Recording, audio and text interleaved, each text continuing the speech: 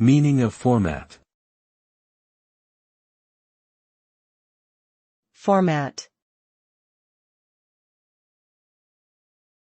Format. Format. Format.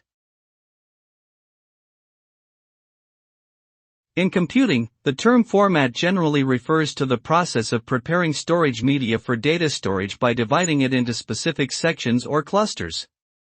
Formatting a disk erases all its existing data and sets up a file system to organize and manage new files and folders. This can be useful when preparing a new storage device for use or when needing to wipe all existing data from an older one. The result of a successful format should be a clean and organized storage medium ready to accept new data.